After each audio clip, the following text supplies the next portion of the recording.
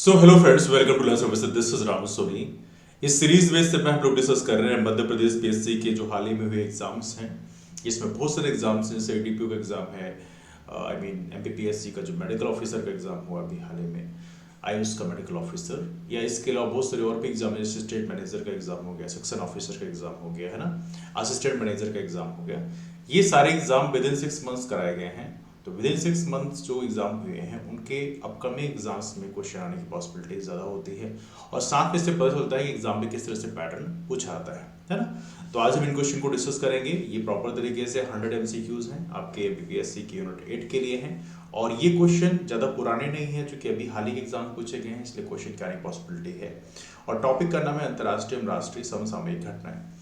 अब इन questions wise discussion की शुरुआत करते हैं। Let's start discussion. इसमें हम लोग फेमस पर्सनालिटीज देखते हैं, साथ में जो महत्वपूर्ण इवेंट्स हैं, और साथ में खेल संस्थाएं जो मध्य प्रदेश में है, आप उस पुरस्कार मिले हैं, ये सारी चीज बेसिकली कवर की आती है। तो आइए डिस्कशन की शुरुआत करते हैं। Let's the first question.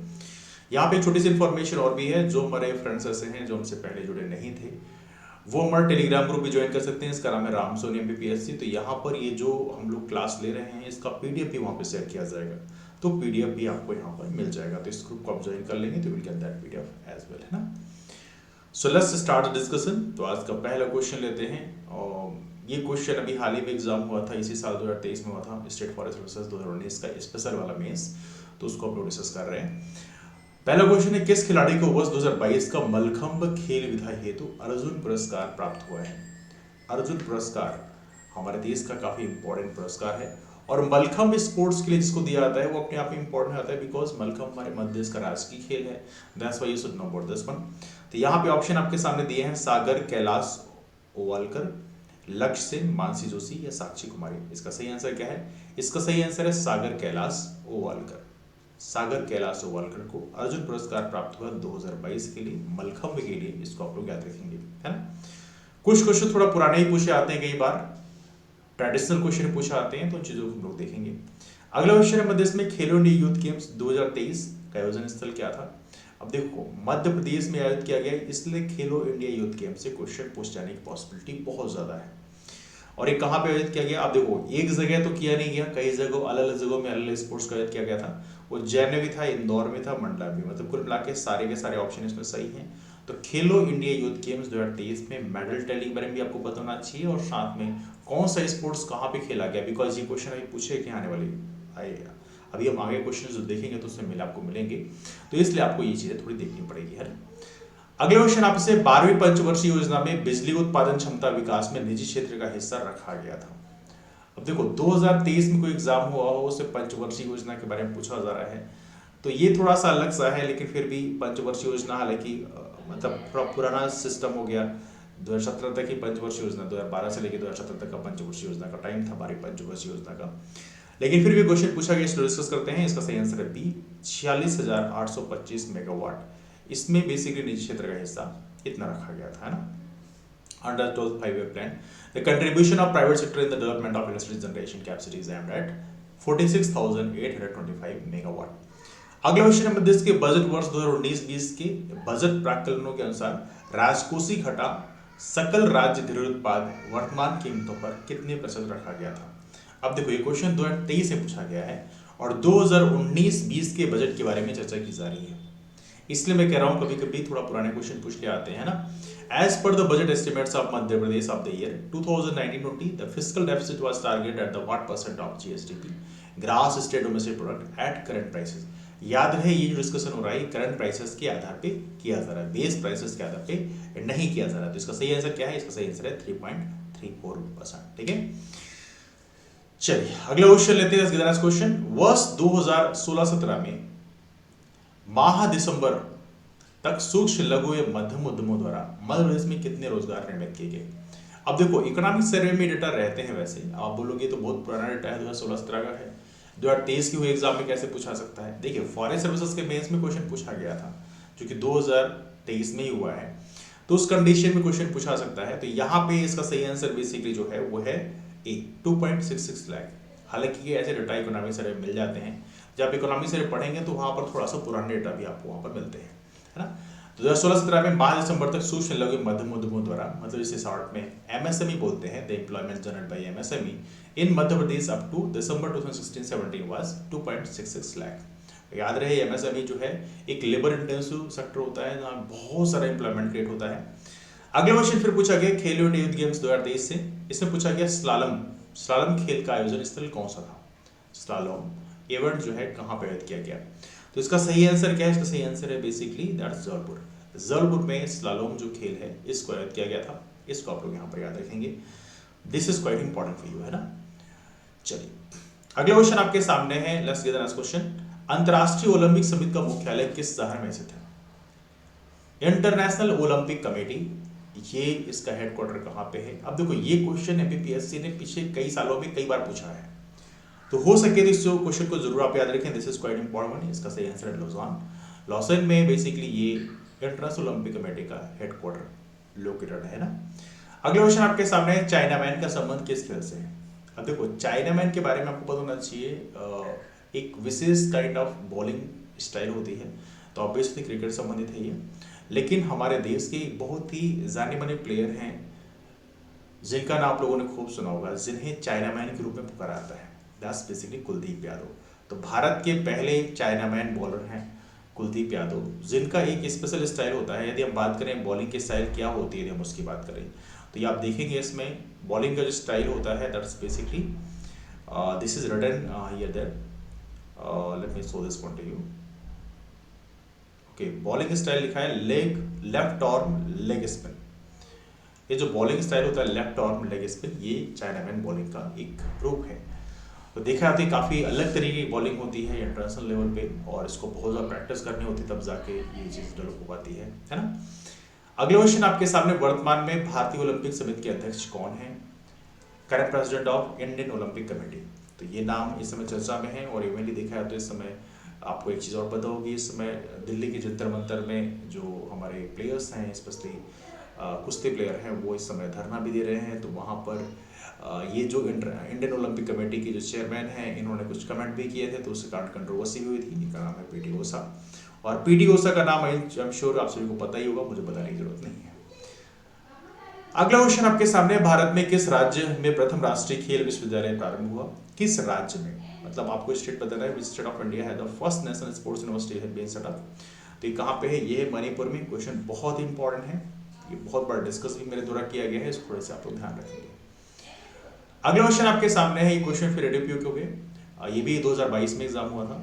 वर्ष 2021-22 अग्रिम उर्वरक के आधार पर मध्य देश के स्थिर भावों के आधार पर 2011-12 अपने बेस रेट का आधार है, प्रति व्यक्ति आय कितनी है। तो देखिए 2021-22 के लिए पूछा गया है, आपसे 2022-23 का पूछा जा सकता है, दस पॉसिबिलिटी। तो उस समय हमारी जो पर कैपिटा इनकम कितनी थी, तो ये आपसे पूछा गया। इसका सही आंसर क्या है, ये है बी, 63,345 रुपए। और प्रेजेंट टाइम में 2022-23 का भी आपको पता होना चाहिए कि हमारा पर कैपिटा इनकम कितना है, इसको आप देख लीजिएगा, है ना। अगला क्वेश्चन आपके सामने है, आकांक्षी विकासखंड प्रोग्राम एबीपी, इसको इंग्लिश में बोलते हैं एस्पिरेशनल ब्लॉक्स प्रोग्राम। एबीपी अपने आप में काफी पॉपुलर था एक प्रकार से ये प्रोग्राम। तो मध्य प्रदेश से पूछा गया है, इसको कब लॉन्च किया गया है। आकांक्षी विकासखंड प्रोग्राम एबीपी, एस्पिरेशनल, पहले आप लोगों ने सुना होगा एस्पिरेशनल डिस्ट्रिक्ट प्रोग्राम एडीपी, अब एस्पिरेशनल ब्लॉक प्रोग्राम भी आ गया है, इसका नाम है एबीपी। तो ये पूछा गया आप लोगों से, इसको बेसिकली कब लॉन्च किया गया है। तो इसको बेसिकली लॉन्च किया गया है सन 2018 में। 2018 में हम लोगों ने एबीपी प्रोग्राम मध्य प्रदेश में लॉन्च किया है। ओके, कितने नंबर का क्वेश्चन हो गया, इसको हमने शायद ध्यान नहीं दिया, तो इसको एक बार चेक कर लेते हैं कितने क्वेश्चन हो गए। ये पहला क्वेश्चन है, ये दूसरा क्वेश्चन है। Okay, let me get the next one. ये तीसरा क्वेश्चन है, फिर ये चौथा क्वेश्चन है, फिर ये पांचवा क्वेश्चन है, ये छठा क्वेश्चन है, फिर ये सातवां क्वेश्चन है, ये आठवां क्वेश्चन है चाइना मैन, फिर ये नौवां क्वेश्चन है, और ये 10वां क्वेश्चन है ना।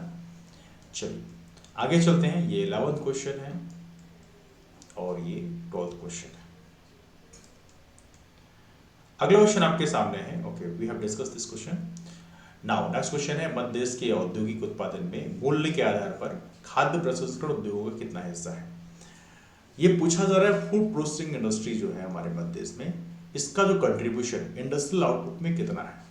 मतलब जो इंडस्ट्रियल सेक्टर है उसमें कितना परसेंटेज फूड प्रोसेसिंग इंडस्ट्रीज का है, ये क्वेश्चन आपसे यहाँ पे पूछा गया है। तो इसका सही आंसर क्या है? इसका सही आंसर है बेसिकली 32% है। मतलब food processing industry as of now काफी एक राइजिंग इंडस्ट्री आप कह सकते हैं, quite a very important one, इसको आप लोग यहाँ पर याद रखें। खाद्य प्रसंस्करण उद्योग 2011 की जनगणना के आधार पर पिछले दशक 2001 से 2011 में मध्य प्रदेश की जनसंख्या वृद्धि दर क्या रही? देखिए यहाँ पे एक चीज याद रखना है आपको, सेंसस का जो टॉपिक है वो तैयार होना चाहिए। सेंसस से क्वेश्चन पूछने की पॉसिबिलिटी बहुत ज्यादा होती है, तो आपको ये चीज ध्यान में रखना है कि आपको सेंसस जो है वो आपको जरूर तैयार करके रखना है ना। ये हमारा 13th क्वेश्चन हो गया, ये हम डिस्कस कर रहे हैं इससे 14th क्वेश्चन।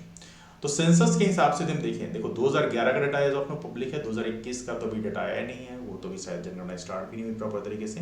तो 2011 के हिसाब से 2001 से लेकर 2011 में जनसंख्या वृद्धि दर क्या रही मध्य प्रदेश की? ये आपको बताना है। इसका सही आंसर क्या है? ये है 20.3%, 20.3% हमारे मध्य प्रदेश की जनसंख्या वृद्धि दर रही है। अगला क्वेश्चन है 15th क्वेश्चन, सोवियत यूनियन के अंतिम नेता मिखाइल गोर्बाचेव का हाल ही में किस आयु पर निधन हुआ? देखिए सोवियत यूनियन की बात कर रही है, USSR, United Soviet socialist Russia. देखिए 1991 में यूएसएसआर के टुकड़े में डिवाइड हो गया।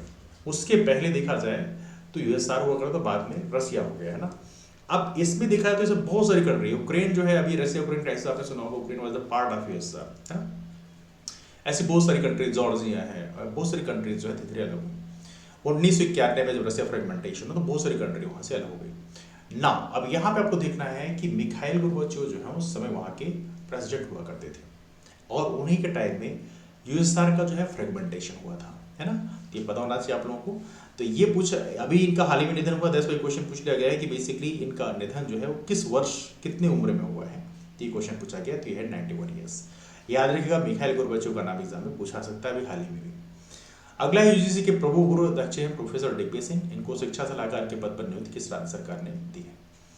प्रोफेसर डीपी सिंह जो है यूजीसी के पूर्व चेयरमैन थे। मध्य प्रदेश की एक यूनिवर्सिटी है देवेल यूनिवर्सिटी, DAVB, इसमें ये वाइस चांसलर भी रह चुके हैं। और कमाल की बात, उस समय मैं DAVB पढ़ रहा था, तो एट द टाइम ही was vice chancellor over there. तो देखा तो मेरी उनसे मुलाकात भी मिली हुई थी। तो एनीवे, तो प्रोफेसर डीपी सिंह बाद में यूजीसी के चेयरमैन बन गए थे, और इस समय देखा तो इन्हें शिक्षा सलाहकार नियुक्त किया गया है किस राज्य का? क्वेश्चन आपसे एग्जाम में पूछा गया है। तो इसका सही आंसर है डी, उत्तर प्रदेश का बेसिकली इन्हें शिक्षा सलाहकार नियुक्त किया गया था। प्रोफेसर डीपी सिंह के बारे में हम बात करें तो ये एक और महत्वपूर्ण इंटरेस्टिंग चीज है, he used to be the vice chancellor of BHU as well, Banaras Hindu university के वाइस चांसलर रह चुके हैं, है ना। अगला क्वेश्चन आपके सामने है, ये है 17th क्वेश्चन, मुख्यमंत्री श्रमिक सेवा प्रसूति सहायता योजना, मुख्यमंत्री श्रमिक सेवा प्रसूति सहायता योजना 2022 के अंतर्गत लाभान्वितों को कितनी प्रसूति हेतु सहायता दी जाती है? तो ये है मुख्यमंत्री श्रमिक सेवा प्रसूति सहायता योजना 2022। तो यहाँ पे आपको बताना है कितने वर्ष तक के लिए आपको ये प्रसूति सहायता दी जाती है, ये आपको बताना है। तो इसका सही आंसर क्या है? इसका सही आंसर है, right answer for this question is B, अधिकतम 2 जीवित जन्म के लिए 2 बच्चों तक के लिए आपको ये फैसिलिटी मिलती है। अगला क्वेश्चन है 18th question, Madhya Pradesh sickle cell अभियान का उद्देश्य जनजातीय समुदायों में किसकी जागरूकता का प्रसार करना है? The aim of Madhya sickle cell mission is to spread awareness among tribal communities. Tribal communities में जो सिकल सेल अभियान है ये किस चीज के लिए जागरूकता प्रसारित करता है? तो इसका सही आंसर सिकल सेल एनीमिया तो ही है, एनीमिया मेन इशू है, फिर थैलेसेमिया भी है, हीमोग्लोबिनोपैथी है, इसके तो ये सारी चीजें बेसिकली इसमें कवर होती है। तो कहीं ना कहीं आपकी बॉडी में जो मिनरल्स की कमी कारण जो इम्यूनिटी डाउन हो जाती है उसको यहाँ पर मेन फोकस किया जाता है। तो ये आपका याद रखना है आपको। ये रहा 18th क्वेश्चन। आइए देखते हैं 19th क्वेश्चन, अंतर्राष्ट्रीय ओलंपिक समिति का मुख्यालय कहाँ है? अब देखो ये क्वेश्चन पहले हमने डिस्कस किया था, पिछले एग्जाम पूछा गया था, फिर पूछ लिया गया। तो कहाँ पे है? ये है लोशान में, इसको आप लोग यहाँ पर याद रखें, this is quite important question. 20th question चलते हैं, किस भारतीय महिला क्रिकेटर को भारत पहली बार मेजर ध्यानचंद खेल रत्न पुरस्कार 2021 से सम्मानित किया गया? पहले इसका नाम होता था राजीव गांधी खेल रत्न पुरस्कार, अब नाम हो गया है मेजर ध्यानचंद खेल रत्न पुरस्कार, जिनको हॉकी का जादूगर बुलाया जाता है। तो इनके बारे में तो मेजर ध्यानचंद के बारे में आप लोग जानते हैं, मुझे बताने की जरूरत नहीं है। बट इस क्वेश्चन का सही आंसर क्या है? इस क्वेश्चन का सही आंसर है मिथाली राज। मिथाली राज का नाम आप लोग जानते हैं, इंडियन वुमेन क्रिकेट टीम की कैप्टन भी रह चुकी हैं Mithali Raj, one of the wonderful player. तो ये है मिथाली राज, इनके बारे में मुझे बताने की जरूरत नहीं है। अगले क्वेश्चन आपके सामने है। ओके, कितने क्वेश्चन हो गए? 20 क्वेश्चन हो चुके हैं। 21 क्वेश्चन लेते हैं। भारत में राष्ट्रीय खेल दिवस किस खिलाड़ी के जन्म दिवस पर मनाया जाता है? राष्ट्रीय खेल दिवस पूछा गया आप लोगों से, और किस खिलाड़ी खेल मनाता है? यह है मेजर ध्यानचंद। मेजर ध्यानचंद है ना, इनके भाई का नाम था रूप सिंह, और कैप्टन रूप सिंह स्टेडियम भी हमारे मध्य प्रदेश के कहां पर है? ग्वालियर में। 22वां क्वेश्चन आपके सामने, भारतीय सेना की अग्निपथ योजना के अंतर्गत अग्निवीरों की नियुक्ति के लिए संशोधित आयु वर्ग क्या है? अग्निवीरों के लिए आपने एक संशोधित आयु वर्ग बनाई है, पहले कुछ और थी लेकिन अब इसको चेंज कर दिया गया है। तो राइट नाउ इस समय क्या है? इस समय जो है वो है 17.5 से लेकर 23 वर्ष तक इस आयु वर्ग के जो लोग हैं वो अग्निवीर अग्निपथ योजना में पार्टिसिपेट कर सकते हैं। तो ये अग्निवीर योजना, अग्निपथ योजना यदि हम कहें तो इसमें अभी हाल ही में काफी कंट्रोवर्सीज भी हुई है, काफी ज्यादा लोगों ने इसको अपोज भी किया है। But anyway the main thing is that आपको पता होना चाहिए अग्निपथ योजना के लिए अग्निवीरों की जो नियुक्ति है वो 17.5 से लेकर 23 वर्ष के बीच में हो सकती है। ठीक है, अगला क्वेश्चन आपके सामने, अवध किशोर जड़िया का संबंध निम्नलिखित में से किस क्षेत्र से है? अवध किशोर जड़िया, तो ये ऑप्शन आपके सामने दिए हुए हैं and right answer for this question is that साहित्य और शिक्षा। साहित्य और शिक्षा के क्षेत्र में बेसिकली अवध किशोर जड़िया का यहाँ पे संबंध है। और सबसे इंपॉर्टेंट बात ये है अवध किशोर जड़िया के बारे में, यहाँ पे आप देखेंगे कि अवध किशोर जड़िया के बारे में लिखा हुआ है कि ही वाज बुंदेली लैंग्वेज के लिए आपका जो स्पेशली ब्रज भाषा में आपका जो साहित्य है वो काफी इंपॉर्टेंट है। And apart from that Awadh Kishore Jadia की बात करें, उत्कृष्ट साहित्य पुरस्कार भी आपको दिया चुका है। Apart from that president Kovind ने पद्मश्री पुरस्कार से भी डॉक्टर अवध किशोर जड़िया को सम्मानित किया है। तो यहाँ भी आपको ध्यान रखना है कि जो भी मध्य प्रदेश में भी हाल ही में जिनको पद्मश्री पुरस्कार सम्मानित किया गया हो, पद्म भूषण से पुरस्कारित किया गया हो, पद्म विभूषण से पुरस्कृत किया गया हो, तो ऐसे जो पर्सनालिटीज हैं उनका नाम आपको पता होना चाहिए और साथ ही भी पता होना चाहिए कि कौन से क्षेत्र से संबंधित है। तो you should know about this one because इस तरह से क्वेश्चन बहुत ज्यादा पूछे जाते हैं। अगला सेक्शन है सेक्शन ऑफिसर है, ये भी अभी हाल ही में हुआ था। नवंबर दिसंबर में एग्जाम हुआ है। Let's check it out. पहला क्वेश्चन मध्य देश में इकलौती बेटी, तो इसका क्वेश्चन क्या है? ओके, क्वेश्चन अभी हमने कितने कर लिए हैं? 23 क्वेश्चन हो गए हैं, 24वां क्वेश्चन हो गया। मध्य देश में इकलौती बेटी छात्रवृत्ति योजना का संबंध किस विभाग द्वारा किया जाता है? संचालन किस विभाग द्वारा किया जाता है? विच डिपार्टमेंट ऑपरेट्स द इकलौती बेटी स्कॉलरशिप स्कीम? इकलौती बेटी स्कॉलरशिप स्कीम हमारे मध्य देश में किस डिपार्टमेंट के द्वारा चलाया जाता है? ये हमारे मध्य देश में स्कूल शिक्षा विभाग, हमारे मध्य प्रदेश में स्कूल शिक्षा विभाग मतलब स्कूल एजुकेशन डिपार्टमेंट के द्वारा इकलौती बेटी छात्रवृत्ति योजना का संचालित किया जाता है। बहुत ही इंपॉर्टेंट क्वेश्चन है, इसको आप लोग यहाँ पर याद रखेंगे। 25वां क्वेश्चन है, मध्य प्रदेश में मुख्यमंत्री मजदूर सुरक्षा योजना का संचालन कौन सा विभाग करता है? अब देखिए यहाँ पर क्वेश्चन का लेवल बढ़ रहा है। अब आपसे प्रॉपर तरीके से यहाँ पर डिपार्टमेंट पूछ जाते हैं, इसलिए आपको यहाँ पर डिपार्टमेंट्स के नाम भी आपको याद रखना पड़ेगा। स्कीम्स के लिए हम प्रॉपर तरीके से ऑलरेडी वीडियो पहले बना चुके हैं, लेकिन फिर से वीडियो अभी डाला जाएगा, तो वहां पे आप उसको जरूर देखेंगे, है ना। तो ये है आपका सामाजिक न्याय निःशक्त जन कल्याण विभाग, इसका इंग्लिश रूपांतरण है social justice and disabled welfare department. इनके द्वारा बेसिकली मुख्यमंत्री मजदूर सुरक्षा योजना का संचालन किया जाता है। ठीक है, अगला क्वेश्चन है 1988 में वेस्ट इंडीज क्रिकेट टीम के 16 खिलाड़ियों को आउट करने वाले भारतीय गेंदबाज का नाम क्या है? अब देखो ये टॉपिक है स्पोर्ट्स का भी, इसलिए आपको स्पोर्ट्स से जो भी क्वेश्चन है वो आपको ध्यान रखने हैं। तो बेसिकली इसका सही आंसर क्या है? इसका सही आंसर नरेंद्र हिरवानी, जाने माने बॉलर हैं। आमतौर पर जब भी आपने क्रिकेट कमेंट्री सुनी होगी तो नरेंद्र हिरवानी का नाम आपने कई बार सुना होगा, because he is one of the legendary bowler of India. अगला क्वेश्चन आपके सामने है 27वां क्वेश्चन, मध्य प्रदेश जननी एक्सप्रेस योजना किस विभाग के द्वारा संचालित की जाती है? अब देखिए यहाँ पे आप देख सकते हैं इस समय योजनाएं और डिपार्टमेंट सबसे पूछ जा रहे हैं, तो इसका सही आंसर है लोक स्वास्थ्य एवं परिवार कल्याण विभाग, public health and family welfare department जारी करता है कौन सी योजना? जननी एक्सप्रेस योजना, है ना। अगला क्वेश्चन आपके सामने है 28 क्वेश्चन, मिखाइल गोर्बाचेव की मृत्यु कब हुई? अब देखिए मिखाइल गोर्बाचेव पे ऑलरेडी क्वेश्चन पूछा चुका है एंड नाउ ये क्वेश्चन फिर से पूछा गया है। तो मिखाइल गोर्बाचेव की मृत्यु हुई है अगस्त 2022 में, इसको आप लोग यहाँ पर याद रखते हैं। भारत के राष्ट्रपति बनने से पहले द्रौपदी मुर्मू किस संवैधानिक पद पर थी? Draupadi Murmu as of now Bharat की राष्ट्रपति हैं। इनके पहले रामनाथ कोविंद भारत के राष्ट्रपति हुआ करते थे। और कौन से संवैधानिक पद पे थी? Basically she used to be the governor. कौन से राज्य के राज्यपाल थी? झारखंड के राज्यपाल हैं। और जहाँ के सीएम इस समय कौन है? हेमंत सोरेन है। तो द्रौपदी मुर्मू कौन से राज्य की गवर्नर थी? ये थी बेसिकली झारखंड की। ये क्वेश्चन आप लोग यहाँ पर याद रखें, this is quite important for you. अगले क्वेश्चन देखते हैं 2018 के राष्ट्रमंडल खेलों में कितने हो गए? 29 हो गए ना। Okay, so far we have solved the 29 questions. 30वां क्वेश्चन देखते हैं 2018 के 2018 के राष्ट्रमंडल खेलों में भारत ने 66 पदक जीते। राष्ट्रमंडल खेल मतलब कॉमनवेल्थ गेम्स, है ना। यहाँ पूछा गया है स्वर्ण रजत एवं कांस्य पदकों की कितनी संख्या थी? तो तो ये आपको जरूर याद रखना पड़ेगा, बिकॉज ऐसे क्वेश्चन एग्जाम में पूछने की संभावना बहुत ज़्यादा होती है। तो ऐसे सुसुड रिमेंबर दिस वन। इसका सही आंसर है 26 स्वर्ण, 20 रजत, 20 कांस्य, है ना। 26 गोल्ड, 26 सिल्वर एंड 20 ब्रॉन्ज। 26 26 20 20, है ना। 26 20 20 यहाँ पे याद रखिए, क्वेश्चन पूछने की संभावना बहुत ज़्यादा होती है। 31 क्वेश्चन है, जनगणना 2011 के अनुसार मध्य देश में स्त्री पुरुष का अनुपात कितना होता है। Basically they are asking about the sex ratio, है ना। सेक्स रेशियो कितना है, तो ये कितना है, मध्य देश का है 931। भारत का कितना है, यदि आपसे पूछ लिया जाए तो भारत का है 943। देखो सेंसस का डाटा आपको जरूर पता होना चाहिए, बिकॉज सेंसस एग्जाम में क्वेश्चन आपसे पूछ जाते हैं। एवं यदि हम चाइल्ड सेक्स रेशियो की बात करें तो भारत का चाइल्ड सेक्स रेशियो कितना है, वो है 990। और मध्य देश का चाइल्ड सेक्स रेशियो कितना है, यह है 918 चाइल्ड सेक्स रेशियो मध्य देश में है। और भारत की बात करें तो 919 है। दोनों चीजें आपको यहाँ पर याद रखना है, ठीक है। चलो अगला क्वेश्चन लेते हैं। 32वां क्वेश्चन है, वापस से ये आपका देख सकते हैं आप, सेंसस से पूछा गया है। सेंसस 2011 के अनुसार मध्य देश का जनसंख्या घनत्व कितना है, यह है 236 व्यक्ति प्रति वर्ग किलोमीटर। 236 पर्सन्स पर स्क्वायर किलोमीटर, मतलब 1 स्क्वायर किलोमीटर में 236 लोग यहाँ पर रहते हैं। अगला है डीएसपी रेडियो क्वेश्चन है, ये भी 2022 में एग्जाम हुआ था। और यहाँ पे पहला क्वेश्चन आपसे पूछा गया है, भारतीय संविधान का अनुच्छेद 370 कब निरस्त किया गया।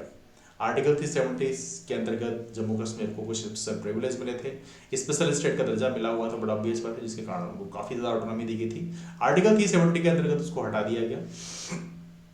तो राइट नो क्वेश्चन पूछा गया है कि बेसिकली इसको कब हटाया गया है। 2019 में हटाया गया, हर किसी को पता है, लेकिन आपको डेट भी याद रखना है 5 अगस्त 2019 को, बिकॉज ऐसे क्वेश्चन एग्जाम में पूछे गए हैं बेसिक तरह। अगला क्वेश्चन आपसे पूछा गया है, भारत की प्रथम महिला मनोचिकित्सक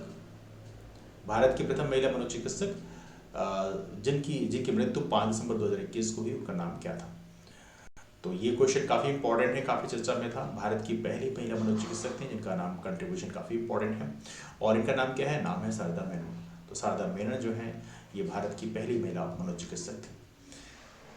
अगला क्वेश्चन आपसे पूछा गया है ये बेसिकली इनका शायद she doesn't belong from Madhya Pradesh. ये बेसिकली इनका जो शायद मृत्यु है वो शायद मुंबई में हुई थी, जन्म शायद बेंगलुरु में हुआ है। I am not sure about this one, थोड़ा एक बार चेक कर लीजिएगा आप लोग। अगला, भारत का प्रथम स्वदेशी एयरक्राफ्ट कैरियर INS एयरडेन नवल शिप विक्रांत 2, ये एयरक्राफ्ट कैरियर है 2 सितंबर 2022 को, विक्रांत 2 सितंबर 2022 को किस शिपयार्ड में भारतीय नौसेना को सौंपा गया। काफी इंपॉर्टेंट क्वेश्चन है। एयरक्राफ्ट कैरियर है विक्रांत। एयरक्राफ्ट कैरियर काफी इंपॉर्टेंट होता है बिकॉज ये इतना बड़े साइज का होता है, मतलब पूरा एक टापू जैसे होता है। इसमें सारे एयरक्राफ्ट जो है तक लैंड हो सकते हैं। बड़ा ऑब्वियस बात है, तो आप समझ सकते हैं कितना पावरफुल होता है। तो इसका नाम है विक्रांत। इसको 2 सितंबर 2022 को किस शिपयार्ड में भारतीय नौसेना को सौंपा गया। तो इसका सही आंसर क्या है, ये है आपका बेसिकली कोचिन शिपयार्ड में सौंपा गया 2 सितंबर 2022, from which shipyard was India's first indigenous aircraft carrier INS एयरडेन naval ship Vikrant commission to the Indian navy. तो ये आप लोग याद रखेंगे। अगला क्वेश्चन आपके सामने है, मध्य प्रदेश में किस वर्ष पोषण महोत्सव योजना लागू की गई। पोषण महोत्सव योजना लागू की गई, काफी इंपॉर्टेंट योजना है वैसे ऐसे देखा जाए तो, और ये 2020 में लागू की गई है पोषण महोत्सव योजना। इसको आप लोग यहाँ पर याद रखेंगे, ठीक है, पोषण महोत्सव स्कीम। अगला क्वेश्चन है, 2011 की जनगणना के अनुसार मध्य देश किस जिले में लिंगानुपात सबसे अधिक है। सेक्स रेशियो कौन से जिले में सर्वाधिक है। बहुत ही आसान क्वेश्चन है। 1021 है, कहाँ पे है, बालाघाट में है। बालाघाट वैसे ही माइंस के लिए बड़ा फेमस है। यहाँ पे 2 महत्वपूर्ण माइन है, भारवेली और मलाजखंड की। भारवेली मैग्नीज के लिए है और मलाजखंड कॉपर के लिए है। ये चीज आप लोग यहाँ पर याद रखेंगे, ठीक है। चलिए अगला क्वेश्चन लेते हैं। 2011 की जनगणना के अनुसार मध्य देश की न्यूनतम बाल जनसंख्या वाला जिला कौन सा है। ये क्वेश्चन हालांकि मैं कहूँगा थोड़ा मुश्किल है, बिकॉज ऐसे क्वेश्चन को रिप्लाई कर पाना इतना आसान होता नहीं है, बिकॉज सेंसस हम लोग पढ़ते हैं लेकिन इतना डिटेल में कौन पढ़ता है। तो इसका सही आंसर है वो है हरदा। हरदा में देखें तो यहाँ पे सबसे न्यूनतम बाल जनसंख्या वाला जिला है, तो ये हरदा है ना।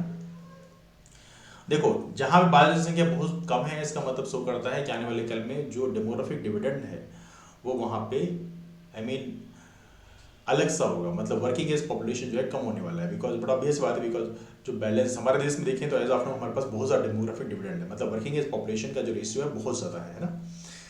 एनीवे ज़्यादा डिटेल डिस्कस नहीं करते उस एरिया में, यहाँ पे आगे चलते हैं। अगला क्वेश्चन 39 क्वेश्चन है, मध्य प्रदेश के नीमच जिले के कौन से गाँव में 130 मेगावाट क्षमता का सौर ऊर्जा संयंत्र स्थापित किया गया है। काफ़ी चर्चा में है, काफ़ी इंपॉर्टेंट है, इसको आप लोग याद रखेंगे। और ये भगवानपुरा, भगवानपुरा में बेसिकली 130 मेगावाट क्षमता का सौर ऊर्जा संयंत्र स्थापित किया गया है, आप देख सकते हैं। इसका नाम है basically Welspun solar MP project. और वेल्सपन सोलर एमपी प्रोजेक्ट जो है ये 151 megawatt photovoltaic power station build किया गया है, कहाँ पे, भगवानपुरा विलेज में। इसको आप लोग यहाँ पर याद रखें। सन 2014 से बेसिकली ये ऑपरेशन हो चुका है, ठीक है, इसको भी आप लोग याद रखेंगे। अगला क्वेश्चन आपसे पूछा गया है, 40th क्वेश्चन है, मध्य से प्रभाष जोशी पुरस्कार किसके साथ संबंधित है। बहुत ही आसान क्वेश्चन है, एंड आई एम श्योर आपको ऑलरेडी पता है इसके बारे में। ये है मलखम्ब। मलखम्ब के लिए प्रभाष जोशी पुरस्कार संबंधित किया जाता है, और मलखम्ब हमारे मध्य देश का राजकीय खेल भी है।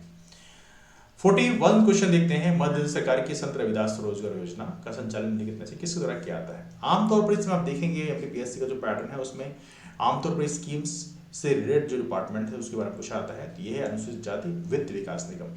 अनुसूचित जाति वित्त विकास निगम के द्वारा इसको संचालित किया जाता है, इसको आप लोग यहाँ पर याद रखेंगे। 42nd क्वेश्चन है, 2020 टोक्यो पैरालंपिक में भारत के किस खिलाड़ी ने भाला फेंक में स्वर्ण पदक जीता। याद रहे ओलंपिक में हमारा परफॉर्मेंस उतना अच्छा तो नहीं था, लेकिन पैरालंपिक में उससे ज़्यादा अच्छा परफॉर्मेंस था। तो टोक्यो पैरालंपिक मतलब जो डिफरेंटली एबल्ड कैंडिडेट मतलब प्लेयर्स होते हैं जो वहाँ पे खेलते हैं, तो इसे भाला फेंक में स्वर्ण स्कोर किया है किसने, देश पर score by the Sumit anthill. Sumit anthill के द्वारा गोल्ड स्कोर किया गया है। क्या आप बता सकते हैं कि 2020 टोक्यो पैरालंपिक में किस और खिलाड़ी को गोल्ड मेडल मिला था। देखो नीरज चोपड़ा का नाम तो हर किसी को पता है, जेवलिन थ्रो के लिए उन्हें 2020 ओलंपिक्स में गोल्ड मेडल मिला, लेकिन पैरालंपिक में 2 प्लेयर थे जिनको गोल्ड मिला है, एक तो सुमित एंथिल है, दूसरा नाम क्या है आपको कमेंट करके बताना है। 43rd क्वेश्चन लेते हैं, 2020 में मुक्केबाजी के लिए मध्य देश का विक्रम पुरस्कार किस खिलाड़ी को प्रदान किया गया। देखिए ये 2020 का पूछा गया, इसमें कोई शक की बात नहीं, लेकिन आने वाले 2021 का ऑलरेडी आ चुका है, तो ये थोड़ा सा आपको यहाँ पर ध्यान रखना पड़ेगा। और इस क्वेश्चन का सही आंसर जो है वो है बेसिकली मंजू बम्बोरिया।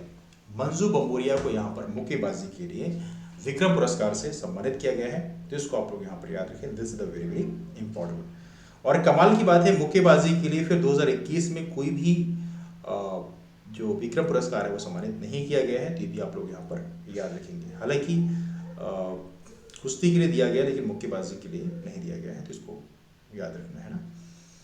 कुश्ती के लिए हालांकि एकलव्य पुरस्कार दिया गया है। अगले क्वेश्चन आपसे पूछा गया है, 44th क्वेश्चन, मध्य प्रदेश सरकार ने भगवान बिरसा मुंडा स्वरोजगार योजना की अनुशंसा 2022 में किस तिथि पर की। On which date did Madhya Pradesh government recommended भगवान बिरसा मुंडा स्वरोजगार योजना इन 2022। तो ये बेसिकली कब किया है, ये है 6 सितंबर को किया है, लेकिन याद रखिए ये उनका कोई जन्मदिन नहीं है, 6 सितंबर को उन्होंने किया है, बस इतना आपको यहाँ पर याद रखना है। असल में उनका जो जन्म है वो 15 नवंबर में हुआ और मृत्यु है 9 जून को, तो दोनों चीज़ आप लोग यहाँ पर याद रखते हैं। तो जन्मदिन के आधार पर आपको यहाँ पर टिक नहीं करना है, ठीक है। अगला क्वेश्चन आपसे पूछा गया है, ये क्वेश्चन है आपका आयुर्वेद मेडिकल ऑफिसर का, किस वर्ष राष्ट्रीय खेल प्रोत्साहन पुरस्कार नामक एक नए पुरस्कार की शुरुआत की। राष्ट्रीय खेल प्रोत्साहन पुरस्कार, इसको मैंने कभी क्लास में से डिस्कस किया था, तो एनीवे कितने लोगों को याद है पता नहीं। 2009 में राष्ट्रीय खेल प्रोत्साहन पुरस्कार की शुरुआत मध्य प्रदेश सरकार के द्वारा किया गया है, इसको आप लोग याद रखेंगे।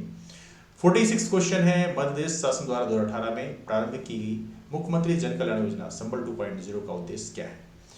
तो मुख्यमंत्री जन कल्याण संबल योजना का उद्देश्य क्या है, तो अब देखो यहाँ पे ये काफी अम्ब्रेला स्कीम टाइप की रहती है, लेकिन मेन फोकस इसका केवल असंगठित क्षेत्रों में है। असंगठित क्षेत्र के जो श्रमिक हैं उनको सामाजिक सुरक्षा प्रदान करना है इसका उद्देश्य है। बाकी चीजें जो हैं सारे लोग कवर नहीं होते, जैसे गरीबों को आवास उपलब्ध कराना है, इसके लिए एक अलग योजना है प्रधानमंत्री आवास योजना। युवाओं को कौशल प्रशिक्षण देना, ये एक अलग योजना है, लेकिन यहाँ पर केवल असंगठित श्रमिकों को ही मुख्यमंत्री जन कल्याण योजना है संबल 2.0 में शामिल किया गया है ना। तो ये है 46 क्वेश्चन। 47 देख लेते हैं, राष्ट्रीय हस्तकला पुरस्कार 2018 में पुरस्कृत मध्य प्रदेश के मोहम्मद बिलाल खत्री। मोहम्मद बिलाल खत्री इनमें में से किस हस्तकला की विधा से जुड़े हुए हैं। मोहम्मद बिलाल खत्री जो है ब्लॉक प्रिंटिंग से संबंधित हैं, मांडू के रहने वाले हैं, बड़ा बेस बात है, आप लोगों ने शायद देखा भी होगा न्यूज में। और 2021 में बेसिकली इन्हें नेशनल हैंडीक्राफ्ट अवार्ड दिया गया है। इनका नाम बिलाल खत्री, और ये आप देख सकते हैं इनका एक विशेष शिल्पकला आप देख सकते हैं यहाँ पर, हस्तशिल्प देख सकते हैं आप। ये बेसिकली क्या है, ब्लॉक प्रिंटिंग है ना। 48 क्वेश्चन आपके सामने, निम्नलिखित में से मध्य शासन के किस विभाग का संबंध सूरज धारा योजना से है। सूरज धारा योजना, तो याद रखिए इस समय जो योजना आप पढ़ रहे होंगे तो उसके साथ में आपको ये भी पढ़ना है कि बेसिकली योजना कौन से डिपार्टमेंट के द्वारा संचालित किया जाता है। तो ऐसे you should remember that thing as well. तो इसका सही आंसर क्या है, इसका सही आंसर है डी, किसान कल्याण एवं कृषि विकास विभाग। Farmer welfare and agriculture development department के द्वारा बेसिकली मध्य शासन में सूरजधारा योजना संचालित की जाती है ना। 49 क्वेश्चन आपके सामने है। विक्रम पुरस्कार 2021 विजेता खिलाड़ी तमन्ना निगम किस खेल संबंधित है?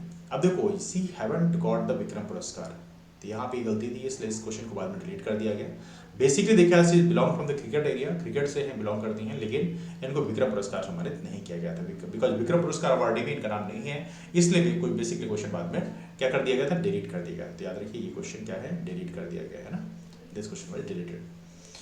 अगला क्वेश्चन आपके सामने, मध्य देश खेल प्राधिकरण की स्थापना किस वर्ष की गई? देखो, मध्य देश खेल प्राधिकरण की बात करें तो ये भी काफी इंपॉर्टेंट क्वेश्चन है, और इसकी स्थापना की गई बेसिकली 2011 में। तो मध्य देश खेल प्राधिकरण की स्थापना सन 2011 में की गई, इसको आप लोग यहाँ पर याद रखेंगे, है ना। अगला क्वेश्चन लेते हैं। ओके, यहाँ पे देखा है तो यहाँ पे विक्रम पुरस्कार विजेता 2021 के रखे भी हैं। आदित्य तिवारी हैं, एनी जैन है, आरती नाथ है, मनीषा कीर, सुदीप्ति हजेला, श्रेयांशी परदेसी, नैन्सी जैन, कंचन ज्योति दीक्षित, रागिनी चौहान, पूनम शर्मा, रोहित वाजपेयी, भगवान सिंह कुशवाहा और रत्नेश पांडे। साहसिक खेल मतलब ये पर्वतारोही के लिए बेसिकली उनको दिया गया है, और बेसिकली दोनों, एक भोपाल से संबंधित है भगवान सिंह कुशवाहा, और दूसरे जो है रत्नेश पांडे, ये संबंधित है आपके सतना जिले से। तो थोड़ा सा आपको यहाँ पे याद रखना है कौन कौन से जिले संबंधित है। ऐसे क्वेश्चन भी विक्रम पुरस्कार में पूछे जाते हैं ना। विक्रम पुरस्कार के एज आपको प्राइज अमाउंट कितना है, ये है 2 लाख रुपए। ठीक है, इसको भी आप लोग यहाँ पे याद रखें। 1 लाख पुरस्कार का प्राइज अमाउंट कितना है, वो है 1 लाख रुपए। और याद रहे दोनों में थोड़ा सा एक डिफरेंस है। जो 1 लाख पुरस्कार है उसके लिए आपको 21 वर्ष से कम उम्र की होनी चाहिए आपकी, तभी आपको 1 लाख पुरस्कार दिया जाएगा। और विक्रम पुरस्कार के लिए तो अलाउड ही है, बड़ा बेस बात है ना, तो इसको आप याद रखेंगे। ठीक है, चलिए अगला क्वेश्चन लेते हैं। कितने क्वेश्चन हो गए, how many question we have done? Okay, we have got 50 questions. तो 50 क्वेश्चन हमने ऑलरेडी कर लिए हैं। बाकी के जो 50 क्वेश्चन हैं वो अब अगले वीडियो में किए जाएंगे, बिकॉज टाइम थोड़ा बढ़ चला है। तो डिस्कशन को फिलहाल यहीं से वाइंड अप करते हैं। जो अगला वीडियो है उसको जल्दी अपलोड कर दिया जाएगा। बाद में यहाँ पे मैं आई बटन पे पिन भी कर दूंगा, तो आने वाले यदि 4-6 घंटे बाद आप देख रहे होंगे तो शायद उस वीडियो को आप देख पाओगे, या तो नीचे हमारा ट्रेल बॉक्स है वहाँ पे भी आपको पिन कर देंगे। यूनिट 9 की बात करें, यूनिट 9 ऑलरेडी अपलोड कर दिया चुका है, उसको मैं डिटेल में आपको ऑलरेडी यहाँ पे उसकी लिंक आपको शेयर कर दूंगा, वैसे ग्रुप में भी जाके आप देख सकते हैं ना। उसका पीडीएफ भी ग्रुप में शेयर किया चुका है ना। तो चलिए डिस्कशन को वाइंड अप करते हैं, मुलाकात करते हैं फिर। तब तक bye, take care, have a wonderful day, keep moving forward, take care, that's all, thank you.